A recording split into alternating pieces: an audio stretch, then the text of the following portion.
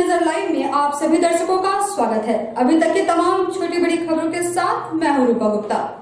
तो चलिए जानते हैं क्या रहा आज खास। गावा थाना के पिहरा पश्चिमी पंचायत के जगदीशपुर में संदिग्ध परिस्थिति में एक विवाहिता की मौत हो गई। घटना शनिवार की देर रात की है। मृतका की पहचान जगदीशपुर निवासी रानी देवी के रूप में हुई है। मामले में मृतका के परिजनों ने ससुराल पक्ष पर हत्या का आरोप लगाया है। मृतका की मां नगवा निवासी सविता देवी का कहना है कि 3 दिन पूर्व उनका दामाद विकेंद्र साव बेटी को मायके से जबरदस्ती ससुराल ले गया और उसे मार दिया।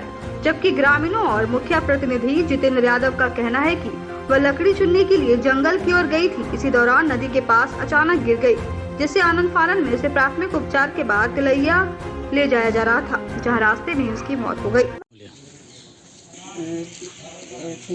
यहाँ से जाना नहीं चाह रही थी, बोली थी कि हम बोले थे कि रानी आज बिफे है नहीं जाना है, तो बोला कि ना चाची से हम चल जीवे, से जिद्दी करलखिन हम चल जीवे, तो चली गई बिफे को गई है। आज शुक्रवार को रही है, शनिवार को ऐसा हो गया है। ठीक है, शनिवार को बोल रही है, को बोलता है 5 बजे, अब मेरे के यहाँ खबर आया है कि 7 बजे 15 मिनट में। फिर उसके बाद हम यहाँ से गए तो देखते हैं कि घर में कोई नहीं है। अब फिर घर वहाँ जगदीशपुर से जब हम लौट रहे हैं तो देखते हैं कि फ़ोन करता है कि से बोले हम लोग आ गए हैं घूर करके, से डेड बॉडी ख़त्म है, माने कि लाश हो गया है, मौत हो गया है। तो हम लोग फिर करना रोहट करने लगे। फिर सुबह गए, जंगल गया था, भैंसुर और उसका गोतनी चारों गई थी। और शाम को आ रही थी शायद 5:30 बजे 6 बजे, अब पता नहीं वह क्या करने गई थी। रानी देवी ले गया है बृहस्पति को, लगा के बृहस्पति में शुक्र को जंगल लगा था 12 बजे के बाद 12-1 बजे लगा के उसका गोतनी भी गया, भैंसुर भी गया, पहनू भी गया और लड़कियों भी गया, चारों गया था बोन। और बोन जाने बाद में वहीं 7:15 में फ़ोन किया था कि बेहोश है, नहीं है, फिर पैसा वैसा भेज दीजिए। उसके बाद क्या हुआ? उसके बाद में इलाज करवाया, पानी आधा बोतल चढ़वाया, उसके बाद में तिलैया लेके गया था। तिलैया हॉस्पिटल पहुंचा कि नहीं से पता नहीं है।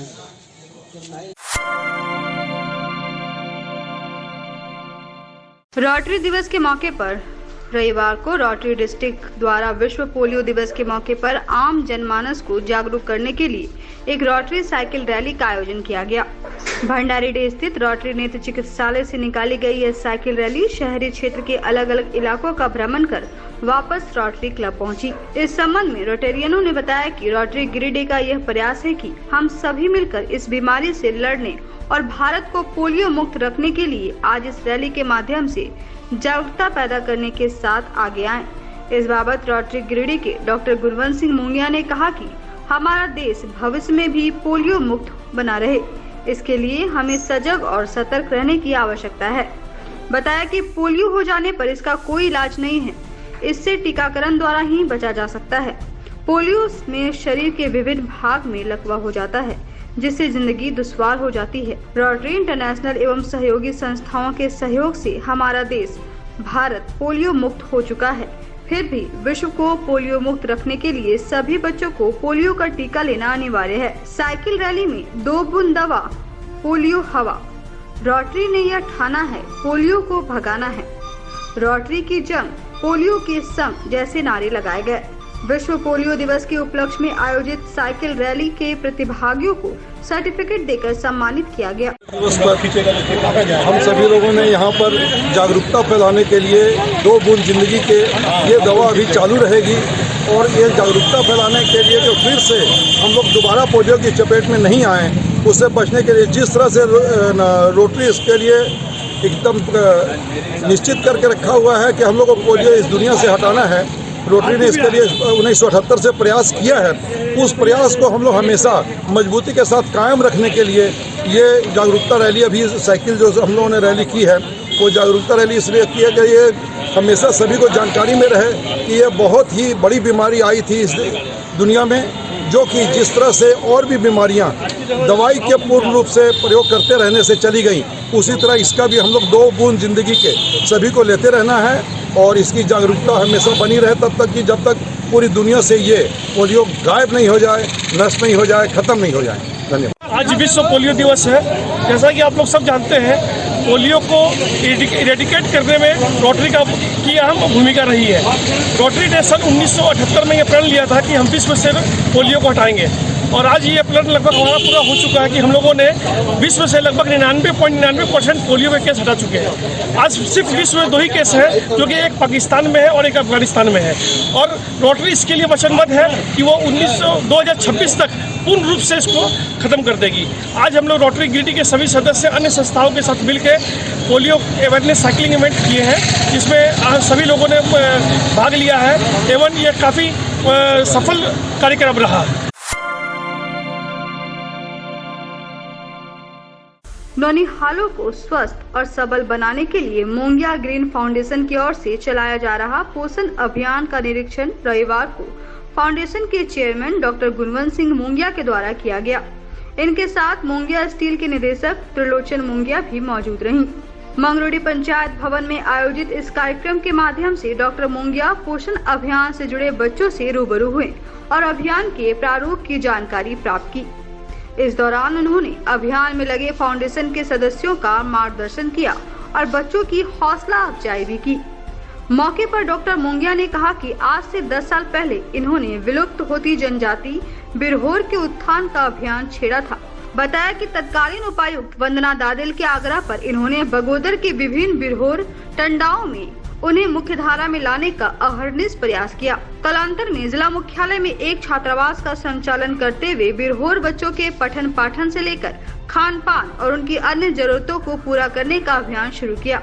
बताया कि इस अभियान से यह प्रेरणा मिली कि बिरहोर बच्चों के साथ साथ अन्य वंचित वर्ग के बच्चों के लिए भी पोषाहार बेहद जरूरी है। उन्होंने कहा कि जब स्वस्थ रहेगा इंडिया तभी तो बढ़ेगा इंडिया। यही सोचकर मंगरोड़ी में पोषण अभियान का पायलट प्रोजेक्ट 6 महीना के लिए शुरू किया गया है। उन्होंने कहा कि वह चाहते हैं कि अन्य गाँव में भी इसी तरह का अभियान चले, जिसका प्रारूप तैयार किया जा रहा है। इन्होंने सक्षम लोगों से आग्रह किया कि वे भी इस अभियान को गति देने के लिए आगे आएं, ताकि ज्यादा से ज्यादा वंचित वर्ग के बच्चों को पोषाहार मिले और वे स्वस्थ रहकर समाज के लिए एक आदर्श नागरिक बने। यह कार्यक्रम का संचालन ग्रीन फाउंडेशन के स्टेट हेड अभिषेक सहाय व मोंगिया स्टील के आदिल सिद्दीकी कर रहे थे। वहीं कार्यक्रम की सफलता में फाउंडेशन के district coordinator Ranjeet Kumar, village coordinator Ajay Yadav, Pampi Kumari, Gandhari Devi व महिला समूह की महिलाएं लगी हुई थी। की ओर से चलाया जा रहा संतुष्टि कार्यक्रम के निरीक्षण का कार्यक्रम आज रखा गया था।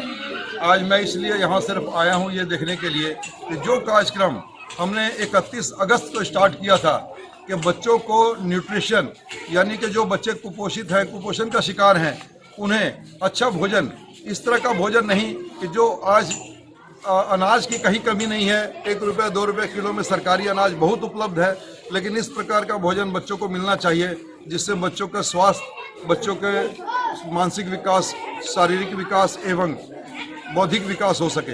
तो उसके लिए न्यूट्रिशन की ज़रूरत पड़ती है और वो न्यूट्रिशन में हम लोगों ने दूध, अंडा और केला ये एक बार शुरू करवाया। यहाँ पर बच्चों को 300 मिलीलीटर दूध और 1 अंडा और 1 केला, ये कार्यक्रम इसलिए शुरू करवाया कि जो बच्चे कुपोषण का शिकार है उनका मेडिकल साइंस से, मेडिकल डॉक्टर लोगों से ये चेक करवा करके कि उनकी हाइट कितनी है, उनका वजन कितना है, उनका हीमोग्लोबिन कितना है, उनके प्लेटलेट्स कितने हैं या अन्य जो भी जांच, ये सब करवा कर और उसके बाद वो हम लोगों ने रिकॉर्ड रखा हुआ है, जो कि अभी 2 महीने के बाद मैं सिर्फ ये देखने आया हूँ कि कार्यक्रम पूरी तरह से सही चल रहा है कि नहीं और यहाँ पर अभिभावक लोगों का क्या कहना है कि बच्चों को ठीक से सब कुछ खाना पीना मिल रहा है कि नहीं, और जिन लोगों का रजिस्ट्रेशन हुआ है उन लोगों को कहीं कोई परेशानी तो नहीं हो रही है।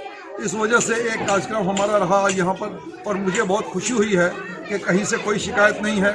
और यहाँ पर जो मुखिया जी हैं साठू ठाकुर जी, उन्होंने बहुत सहयोग किया है। वो हर समय देखते रहते हैं कि किस तरह से कार्यक्रम हो रहा है और आपस के गांव के लोगों का ही सहयोग है कि हम लोग इसको अच्छी प्रकार से कर पा रहे हैं। इसी कारण से यहाँ पर बच्चों को किसी तरह से परेशानी ना हो, क्योंकि गांव के लोगों ने ही करना है और गांव के लोगों के लिए ही करना है। इसलिए यह कार्यक्रम अच्छे से चल रहा है, मुझे बहुत खुशी है। और मुझे लगता है कि अभी बच्चे पहले से जितना अच्छे लग रहे हैं, आने वाले समय में जिस समय में हम लोग जांच करवाएंगे डॉक्टर लोगों से, तो हम लोगों ने 6 महीना पूरा करके जांच करवाना है। तो उस वक्त तक हम लोग बीच बीच में इसलिए देख रहे हैं कि अंत में जाके हम कहीं फेल नहीं हो सके। हम फेल होने का डर जो रहता है, इसलिए हम लोग बीच में ही देखना बहुत ज़रूरी होता है कि हर हाल में हम लोग जो भी कार्यक्रम कर रहे हैं उसकी पूर्णतः सफलता निश्चित की जा सके। तो हम लोग बीच बीच में इस कार्यक्रम को देखते हुए और इसको आगे बढ़ता हुआ देखते हुए हम लोग 6 महीने बाद इसको पूर्ण करके और उसके साथ साथ हम डॉक्टर लोग जांच करके बताएंगे कि इसका क्या फ़ायदा हुआ है। और मेरा विचार यही है कि बच्चे शारीरिक रूप से, मानसिक रूप से और बौद्धिक रूप से स्वस्थ हों। झारखंड राज्य अराजपत्रित कर्मचारी महासंघ की एक बैठक संघ भवन में हुई। बैठक में संघ के महामंत्री अशोक सिंह नयन 31 तारीख को सेवानिवृत्त होने जा रहे हैं, जिसके सम्मान में एक कार्यक्रम नगर भवन में रखा गया है, जिसे लेकर संघ के लोगों के साथ कार्यक्रम को लेकर रणनीति तैयार की गई। मौके पर राष्ट्रीय संगठन सचिव अशोक सिंह, महामंत्री अशोक सिंह नयन, अनूप सिन्हा, मुक्तेश्वर प्रसाद, अमर सिन्हा, केवल राउत, त्रिभुवन यादव, सेबू निशा, रेखा मंडल सहित कई कर्मचारी मौजूद थे। आज बैठक में उपस्थित होने का कारण है कि 31 अक्टूबर को हमारे महामंत्री अशोक कुमार सिंह नयन सेवानिवृत्त हो रहे हैं। सेवानिवृत्ति के स्वरूप एक सम्मान समारोह नगर भवन गिरिडीह में आयोजित किया गया है 31 अक्टूबर को ही, और उसमें तमाम महासंघ के पदाधिकारी, महासंघ के शाखा संघों के ने भाग लिया। और हम लोगों ने ये तय किया, समीक्षा किया कि कितने लोग उस दिन उपस्थित होंगे। 1000 की संख्या उपस्थित होकर और हम लोग उस दिन सम्मान समारोह आयोजित करेंगे। सम्मान समारोह के अवसर पर भी हम लोग कुछ लंबित मांगों पर भी जो सरकार के स्तर पर लंबित है उस पर भी हम लोग चर्चा करेंगे और अगली रणनीति भी सम्मान समारोह के अवसर पर हम लोग तय करेंगे। अशोक नयन सिंह जी के 31 अक्टूबर को रिटायर होने के पर आयोजित होने वाले सम्मान समारोह को सफल बनाने के लिए किया गया। समारोह को कैसे सफल बनाया जाए और उसके लिए सब तरह के कमेटी का गठन किया गया है। और आपके चैनल के माध्यम से मैं उन सभी साथियों को आमंत्रित करना चाहता हूं जिन्हें अब तक ये सूचना प्राप्त नहीं हुई है कि वे 31 अक्टूबर को 11 बजे दिन में नगर भवन पहुंचने का कष्ट करें और पहुंच करके सम्मान समारोह में भाग लें और देखें कि कर्मचारी का सम्मान समारोह कैसे हो रहा है और अपने विचारों से सरस्वती शिशु विद्या मंदिर बरगंडा में रविवार को संकुल स्तरीय अखिल भारतीय संस्कृति महोत्सव प्रतियोगिता का आयोजन किया गया। शिशु, बाल, किशोर और तरुण 4 वर्गों में कुल 54 भैया बहनों ने प्रतियोगिता में भाग लिया। प्रधानाचार्य संजीव कुमार सिन्हा ने इस संबंध में बताया कि भारत को कालजयी संस्कृति को भावी पीढ़ी तक पहुंचाने और उनके हृदय में इसका गौरव स्थापित करने के लिए विद्या भारती कृत संकल्प है। 15 दिनों तक चलने वाला संस्कृति बोध महाअभियान के माध्यम से समाज के प्रबुद्ध वर्ग को अपनी गौरवशाली संस्कृति की उज्जवल पक्षों का बोध कराना है। आज कथा कथन एवं तत्कालिक भाषण की प्रतियोगिता संपन्न हुई। प्रथम एवं द्वितीय स्थान पर चयनित भैया बहन विभाग स्तरीय प्रतियोगिता में भाग लेंगे। शिशु वर्ग में आकृति कुमारी प्रथम, नैन्सी कुमारी द्वितीय, बाल वर्ग में मितुश्री प्रथम, अंकित कुमार गुप्ता द्वितीय, किशोर वर्ग में देवांकित कुमार प्रथम, अतुल कुमार मिश्रा द्वितीय एवं तरुण वर्ग में आकांक्षा कुमारी प्रथम, आशीष कुमार द्वितीय स्थान प्राप्त किए। विजेताओं को पुरस्कार देकर सम्मानित किया गया। विद्यालय प्रबंधकारिणी समिति ने विजेता बच्चों की उज्जवल भविष्य की मंगल कामना की। प्रतियोगिता को सफल बनाने में संकुल संस्कृति बोध प्रमुख राजेंद्र लाल बर्नवाल, अजित मिश्रा, झूपल महतो, प्रथा सिन्हा, सबिता पांडे, सरिता कुमारी, विकास कुमार, नलिन कुमार, राजेश नंदन, अरविंद त्रिवेदी, सुमित सौरभ, दिनेश सिंह का सराहनीय योगदान। अपने सरस्वती शिशु विद्या मंदिर बरगंडा गिरिडीह के संकुल के जितने भी उपस्थित प्रतिभागी हैं उनका हार्दिक अभिनंदन और स्वागत है। हम सभी जानते हैं कि आज 24 अक्टूबर को यह प्रतियोगिता संकुल स्तरीय है और इसके बाद इसमें से हर वर्ग से जो प्रथम और द्वितीय स्थान प्राप्त करेंगे उनका प्रतियोगिता 26 तारीख को विभाग स्तर पर होगा। फिर विभाग स्तर से प्रथम और द्वितीय स्थान प्राप्त करने वाले भैया बहन फिर प्रांत स्तर पर जाएंगे। मैं पीछे बताऊंगा कि बहुत सारे विपरीत हम जहाँ देखें वहाँ हमें कचरों के ढेर दिखाई देते हैं। गली गली, रास्ते में, गांव में, शहरों में, सभी जगह हमें कचरों के जैसे पहाड़ दिखाई देते हैं। लेकिन यह समस्या नगरीय क्षेत्र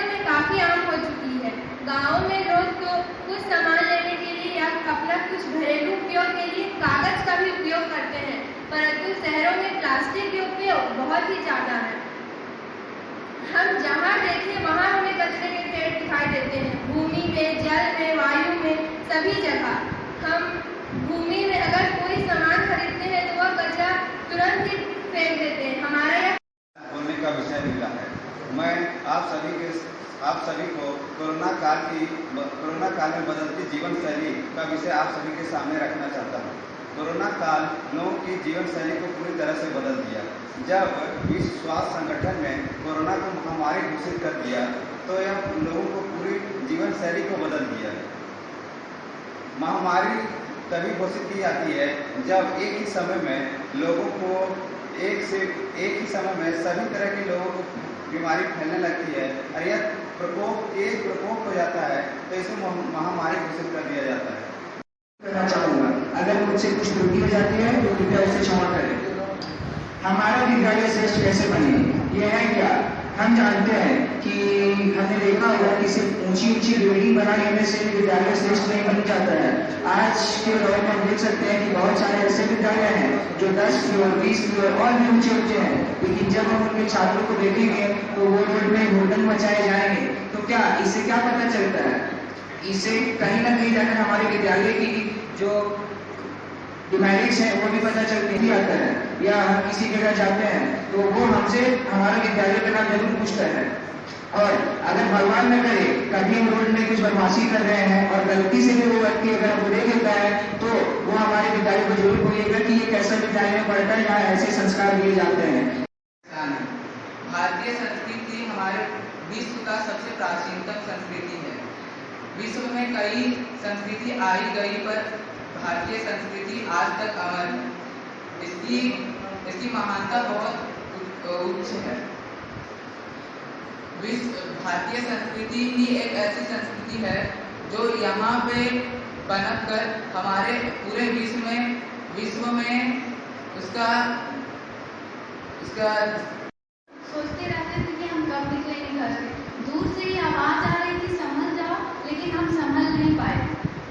शुरू में तो कोरोना उतना भयावह नहीं था, परंतु वह धीरे धीरे इतना भयावह हो गया कि लोग इससे पीड़ित हुए और कईयों ने तो अपने परिवार को खो दिया, कई लोग अनाथ हो गए, कई तो अपने परिवार से मिलने से डरते थे। तो वो बहुत से लोग दूसरों के घर नहीं जाते थे, बहुत से लोग दूसरों को बुलाते नहीं थे। इसी बीच हमारे विद्यालय में मैं अपने स्कूल और मैं अपने शिक्षकों को धन्यवाद कहना चाहूँगी कि उन्होंने इतने भयावह रूप में भी स्कूल में ऑनलाइन कक्षाओं का प्रबंध करवाया। इसी बीच मानवता का भी रूप हमने बहुत जगह देखा। जो लोग भूखे थे, जिनके पास मजदूरी नहीं था, जिनके पास पैसे नहीं थे, उन्हें खाना